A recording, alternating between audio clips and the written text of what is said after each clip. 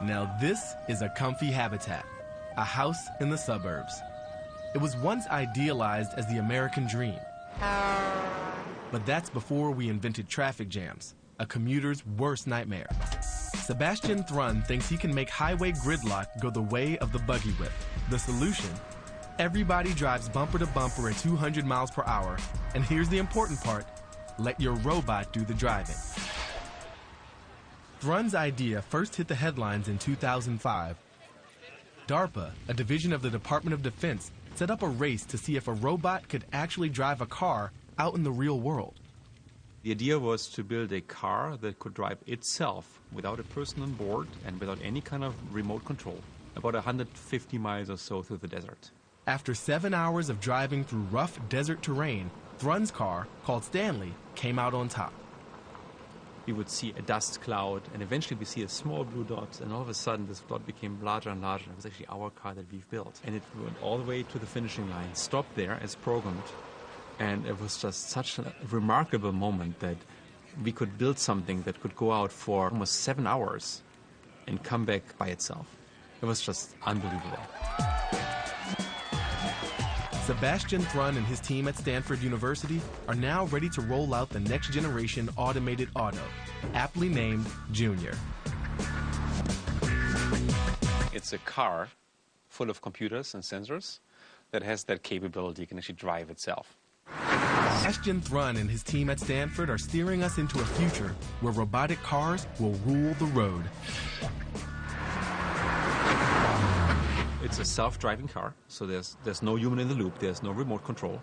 To enable a car to drive itself, you have to endow it with sensors, just like our eyes. So you put cameras on the vehicle, you put a technology called laser on the vehicle, and you also put a GPS antenna, the same navigation system you use in cars to find a way around.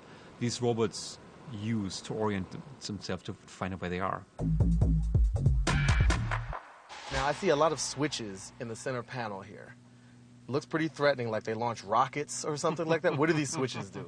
So these are for individual components like steering, throttle, brakes, a gearbox, even for the turn signals. Okay. You can always switch between human control and robotic control. Now, there's a very scary big red button here, which looks like it launches a nuclear missile. What does that do? We call this button the lifesaver. Okay. If there is a software bug, you hit it real fast. Yeah. And you're in full control again. So I get control back. I love it. Can I drive it? Or can it drive me? Absolutely. Let's give it a try. All right.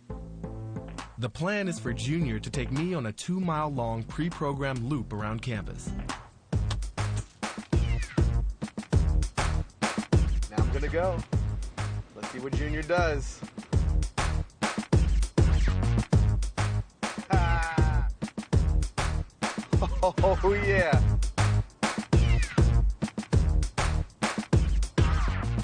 Yes, Junior. This is my car. I'm taking this car.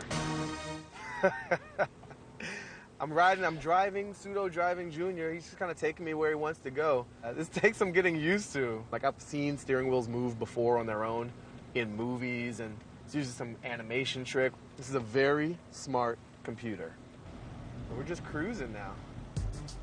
It's a weird feeling to tool around in a car without my hands, my eyes, or my feet being constantly occupied. I have to learn to let go and resist the urge to grab the wheel. Back in the lab, I get a look under the hood to see how Junior replaces a human driver. So how many types of sensors does this car have? There's about 3 types of sensors. There's a laser sensor. Okay. It's a big thing up there that's spinning, and the thing over here. And what it does is it sends out laser light. Right. The laser light gets reflected in the environment. And by seeing the laser light come back into like a camera type thing, you can actually see how far things are away. So it's kind of like a sonar. Yeah, it's like a sonar. You can see pedestrians and curbs and all that kind of stuff. So if there's a person, it's going to see that and tell Junior, don't hit the person. Exactly. Okay. So we've got lasers. What else? Okay. And there's a GPS system. They have big antennas like these over here. Mine's in my phone. Yeah. So your phone is not quite as good as this big monster over here, but it's the same principle. How accurate is your GPS? I know most of the GPS systems, they're within 10 meters or so. Yeah, we get about half a meter. Half a meter. So it's slightly more accurate. So we've got lasers, GPS, and what was the third kind? The third one is actually something really interesting. It's called an inertial sensor. Inertial. An inertial sensor measures accelerations. That's really useful because if we run into something, we can actually sense it. Whoa, well, you want to know when you hit stuff. Okay, so we got the 3 sensors. What's this in the trunk? So that's the key thing. That's the magic sauce. All right. Whoa! Yeah. Brains. That's awesome. That's what the computer brain looks like. Yeah. Serious brains right here. Exactly. Serious This brains. is how the car thinks. There's a big board for interfacing into the car, so we can digitally turn the steering wheel and the gas and the brake. And then we have a big computer over here that receives all this laser data and the GPS data and manages all these numbers. So he has to process all that information. Yeah, and it does it about 3-4 times a second. This car has everything. It's like Kit from Knight Rider, except real. I half expect it to start talking. Go, Junior. Okay, seriously though, I've always wanted to do this. Oh, you can't text while you're driving.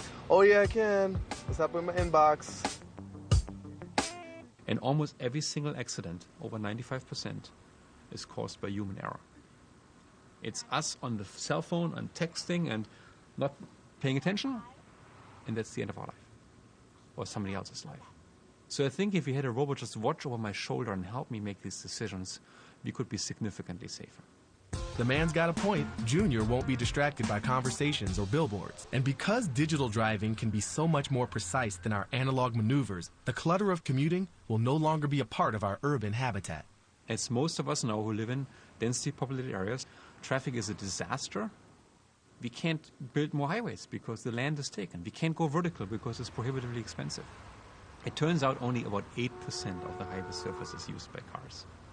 And 92% is the space in front of us, space on the side, that we need because we, by and large, are fairly lousy drivers. So just imagine a technology that lets us build the train of the future on the highway. So we link into a convoy and we drive very close distance. And say we go from 8% occupancy to 16%. So still we have 84% empty.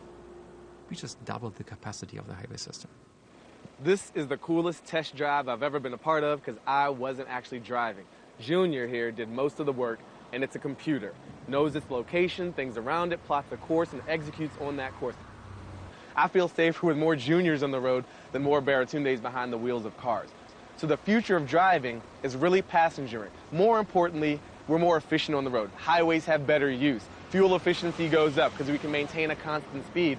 And probably most importantly, safety goes up because of the intelligent radar system in cars like Junior. Driving is really sitting behind the wheel and getting other things done.